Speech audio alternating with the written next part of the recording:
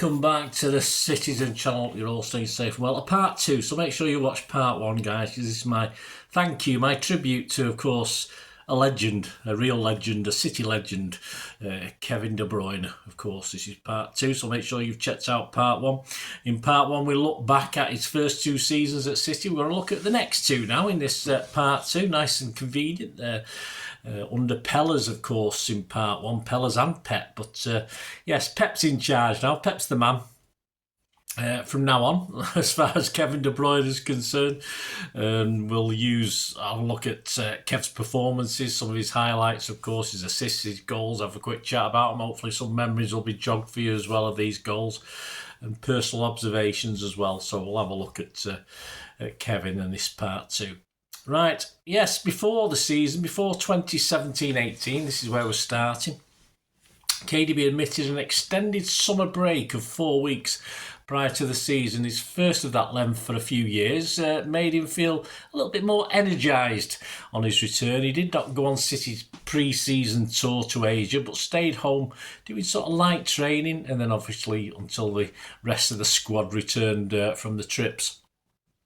And it started from just inside the Liverpool half. KDB put Sergio in just outside the box on a one-on-one with the keeper, Mignolet. Remember that? He rounded the keeper to put City 1-0 up in a 5-0 slaughter of Liverpool on the 9th of September. Yeah, so he started early and put out a warning, certainly to Liverpool, that was for sure, although they did have a man sent off, but we won't go into that. In the Champions League, we won at Feyenoord 4-0. KDB floated in a great cross for Stones to head home as a defender on the line sort of stumbled over it, but they all count. It was 1-0 after 2 minutes. Stones also got a second as he met KDB's cross on 63 minutes to finish City scoring for the night. His free kick into a crowded box was headed home by Sergio to make it 1-0 in a 6-0 rout away at Watford on match day 5 on September the 16th as City hit top spot. And yes, we would stay there for the rest of the season. Happy days. I like winning trophies and leagues by by September. It's nice, isn't it? And go on to win it as well. Back in the Champions League on the 26th of September, City hosted Shakhtar Donetsk. A 2-0 win. KDB missed a great chance though on 30 minutes, but 3 minutes into the second half, he put City 1-0 up. Silva passed to him 25 yards out. He took one touch, let the ball roll to his right, and curled one of those familiar goals from into the top right hand corner. The keeper was absolutely grasping at air. That was a classic goal with his right foot. Then just 4 days later, a brilliant executed shot with his left.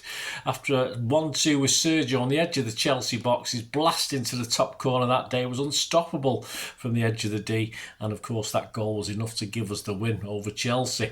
After an international break, Stoke were put to the sword at the Etihad on the 14th of October, 7-2.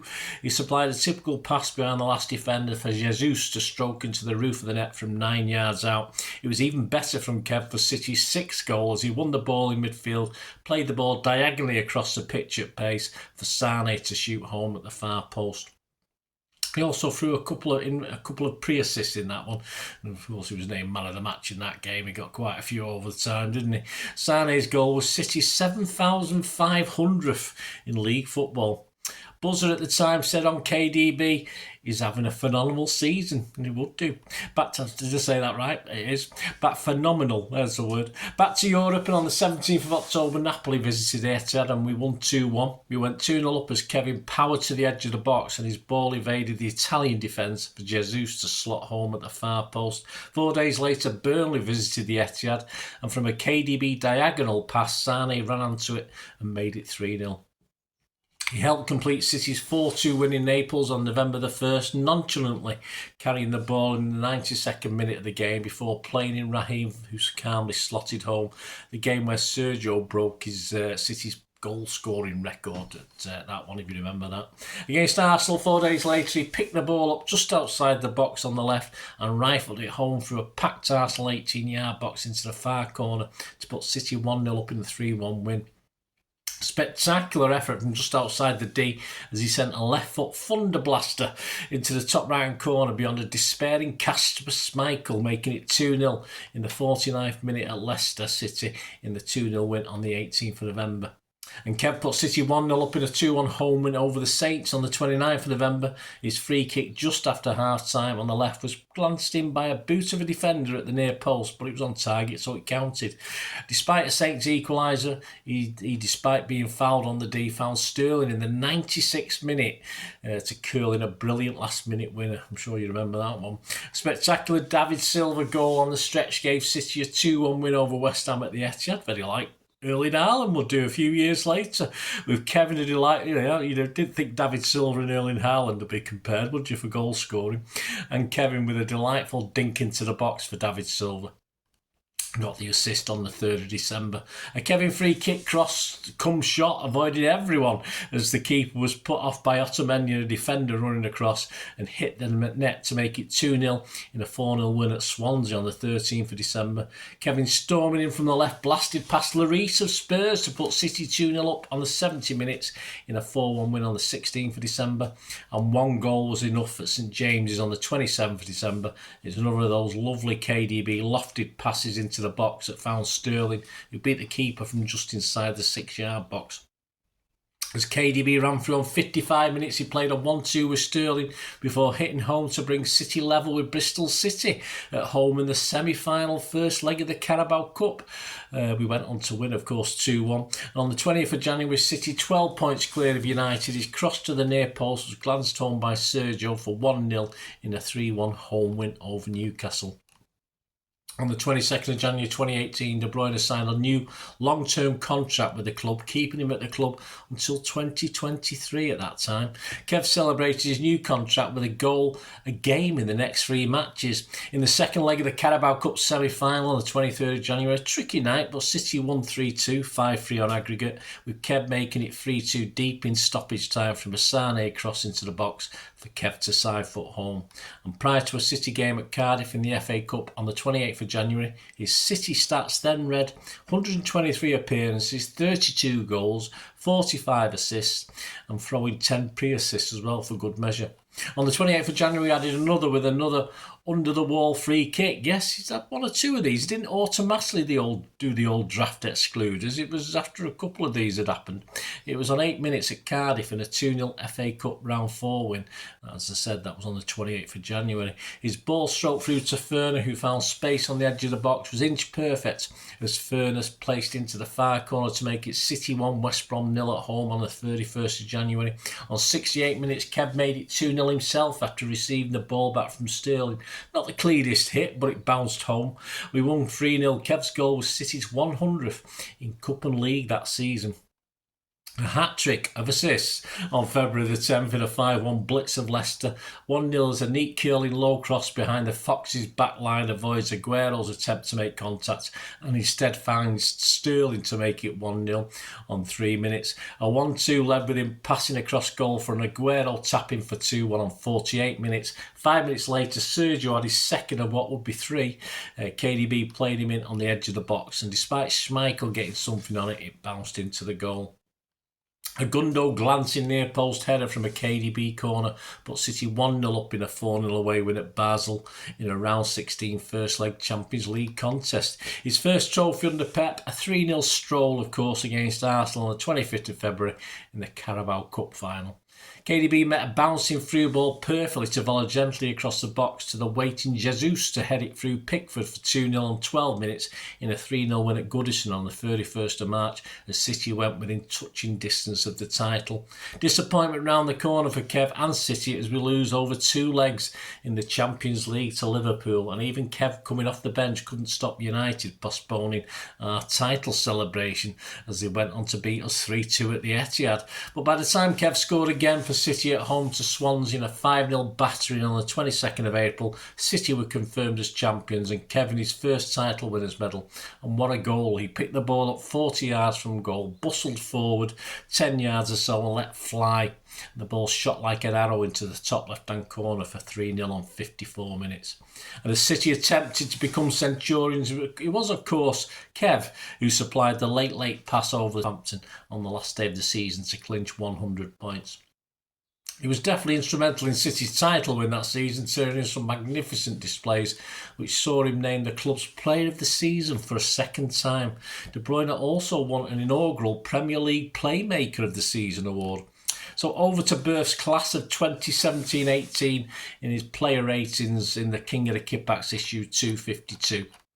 Super Kev, he said, runner-up in the PFA Player of the Year awards, and quite honestly, had it not been for the media's deliberately timed propaganda campaign in favour of Mo Salah, who for all the fawning ended the season with just 2 more goals than Harry Kane and 11 more than Sergio Aguero, who missed the last 9 league games through injury and would surely have reduced the gap down to 2 or 3 goals if he'd been fit.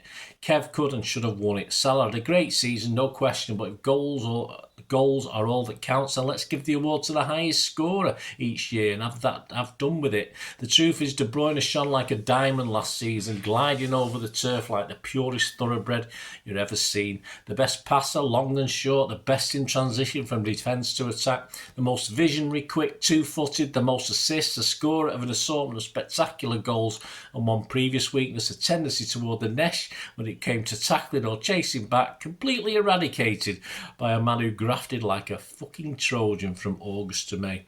We are so lucky to have him. And Berth scored him an amazing 10 out of 10. He's probably right. His overall stats that season in the league, he made 36 starts with 1 sub-appearance, 8 goals, 16 assists. In the Champions League, he made 8 appearances, 1 goal, 4 assists. In the FA Cup, he made 1 start, 2 sub-appearances and 1 goal. In the Carabao Cup, he made 3 starts, 1 as sub, 2 goals and 1 assist. Sadly though, for an on-fire Kevin, at the end of that season 18-19 didn't start too well. He replaced some debut boy Riyad Mahrez at the Emirates in a 2-0 opening game, league winner of the season on 60 minutes, but just 3 days later, on 15th of August 2018, it was reported De Bruyne had suffered a knee injury during a training session, with several news websites reporting he could potentially be out for up to 3 months. 2 days later, City confirmed that he'd suffered a lesion of the lateral collateral ligament in his right knee with no surgery required, that he was expected not to play for 3 months.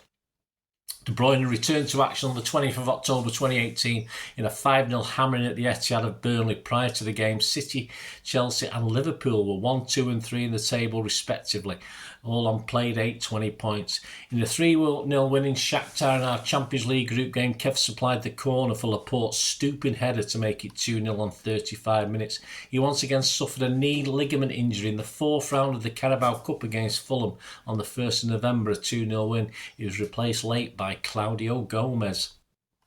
The injury was expected to keep him out for another 5 or 6 weeks, but resumed full training much earlier than expected. After only 3 weeks out, on the 15th of December was a second-half substitute for Riyad Mahrez in a 3-1 home win over Everton. In the Carabao Cup quarter-final at Leicester a week before Christmas Day, a lovely little quick shuffle right to the left, a little back flick just outside the box to confuse the defender, then he let fly to put City 1-0 up. The match though went to pens, which City did win 3-1. A Christmas shock for City in a 3-2 loss at home to Palace on the 22nd of December. A cross from the right from KDB seemed aimed at Sane, but went in off the post to make it 3-2 with 5 minutes left in normal time. But it was enough. In a 7-0 rout of Rotherham in the FA Cup on the 6th of January, in the 12th minute, KDB fed Sterling in the box, who stroked it home to give City a 1-0 lead. And a rarity in the 9-0 slaughter of Burton Albion in the first leg of the Carabao Cup semi-final, as from Bernardo cross, Kevin headed home for 1-0 after 5 minutes. Back in the FA Cup on the 26th of January, Gabriel Jesus put City ahead against Burnley from a KDB through ball before Kev himself from just outside the box rifled home into the corner for 3-0, and it was 4 when a KDB cross well inside the box was turned in his own goal by Mr. Long on 73 minutes for 4-0. City went on to win 5-0. He started as City won on penalties to lift another Carabao Cup on the 24th of February.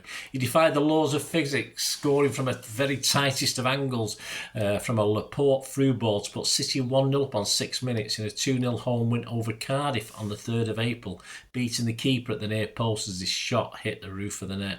And the City booked another FA Cup final spot. His typical low teasing cross was headed home by Jesus after just 4 minutes for the only goal at Wembley in the FA Cup semi-final with Brighton on the 6th of April. Kev received it deep in his own half on 15 minutes and moved forward to almost halfway before playing a through ball to set Sterling away, who lifted it into the goal from just outside the 6-yard box to give City a 1-0 lead away at Palace on the 14th of April.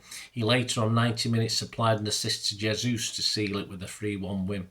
3 assists in the Champions League quarter-final on the 17th of April, second leg, a 4-3 win over Spurs were not enough as we went out on away goals. A perfect start as he supplied the ball for Sterling to put us 1-0 up and level on aggregate after 4 minutes. His fizzing cross across the 6-yard box was side-footed home at the far post again by Sterling on 21 minutes as the score stood then at 3-2 for City, 3-3 on aggregate. Kev glided through and put Aguero in to give City a 4-2 lead after 59 minutes. But it would not be enough as eventually City were denied in the final moments by VAR. A hamstring injury meant he missed games at the end of the season, though he came on as a late sub in the 4-1 title-winning final match of the season at Brighton. And an even better finale for him in the FA Cup final on the 18th of May, as he was a second-half sub, scoring and assisting in the record-equalling 6-0 cup final rout of Watford as City did the domestic treble, throwing the Community Shield. Yes, a formidable season. Sterling supplied him an easy, almost walking goal for 3-0. I thought it was going to put it on the goal line, then get on his hands and knees and nod it in like we used to do as kids. He set up a Gabby for a fourth, and though Sterling needed 2 bites of the cherry for 6-0, it was KDB's ball to him that allowed him to do that. Despite this late introduction, he was named by many as man of the match in that FA Cup final. Injury tainted that 2018-19 campaign for him, but he still played his part in a historic campaign when he was fit. So we're back over to the King of the Kippax, issue 261 and Birth's class of 2018-19. Not a 10 out of 10 this season. Birth said, Kev winning the league with 98 points, that's something. Doing it without your best player, well, that's something else again. Heartbreaking season for KDB, punctuated by lengthy absences, followed by cautious reintroductions, followed by lengthy absences again. God willing, a proper rest this summer will fortify those piano string tight hammies and weaken knee ligaments, because based on his sensational cup final cameo, the prospect of Kev linking up with Bernie and Raz in their current form is truly mouth-watering. Let's hope that the last 12 months haven't taken too much toll. He gave him a 7 out of 10. I probably would have given him a 7.5 in fairness. His stats for that season: Premier League, 10 starts and 9 sub-appearances, 2 goals and 2 assists. In the Champions League, 3 starts and 1 as sub, 4 assists. In the FA Cup, 3 starts and 1 as sub, 2 goals and 5 assists. And in the Carabao Cup, 5 starts and 2 assists. Well, there you go. That's part 2. Join me in part 3. Yes, those hammies were not too bad. We look at a season that will be suspended, of course, for COVID. Kevin would break more records, so we're just going to have a look at that in part 3 as we start by taking a look, of course, back at Kev's 2019-2020 COVID-affected season. Let us know your memories, guys. Anything that's been remembered from this little thing I've put together. It'd be great to hear your views of our hero and legend, Kevin, of course.